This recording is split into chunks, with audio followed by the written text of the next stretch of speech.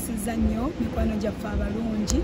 tuweereddwa omukisa guno gugudde bugwi oba nkiyite emergency gutuguddeko era nga okuviira ddala ku myaka 4 paka okudda waggulu twebaza Katonda tuline maama Sarah Kayisi okuva e Bulaaya yayogeddeko naffe ku muwanguzi tawanika naye package eno fenna tubadde tugiyayanira ekwatagana ku menopause nga bwagenda ogyogerako tugenda kuba naye life builders essaawa zigenda kubeera 10 lunaku lwankya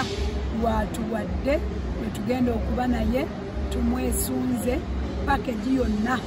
agenda gitusumululira n'olwekyo mbaaniriza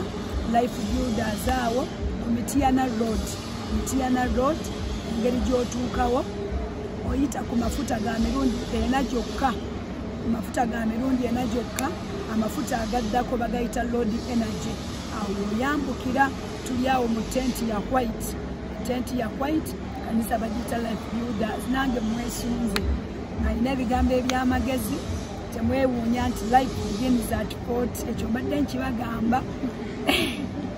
mbadde nkibagamba Doreen Kaseke Doreen kakola atya naye wamma tuli mu kintu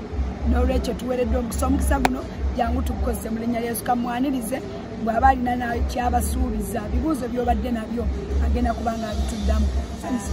Amina Musumba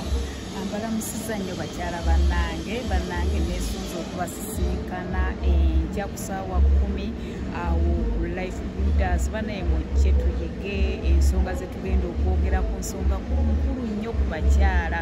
bantu bangi nnyo bwe bawulira nga tuyita abakyala bagenda tuyigiriza biki ate kaakati twabimaladde bye twabiyiga leero tuzze na byabulamu bannange mu maka abakyala bangi obufumbo bugenze abakyala bangi amaka gagaanyi abaana babalemye naye mujje tuyige mukwano gwange tusobole okweyambayamba kaakati gwe mukyala munnange ali awo ng'oli mulokole bambi yogerako ne munno atannaba kulokoka naye nga gyali eyo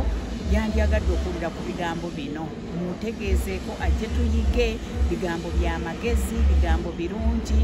neesiimye bannange mbeesunze okubasisinkana enkya essaawa 10 mujje bannange tuyige mukama abawe nnyo omukisa.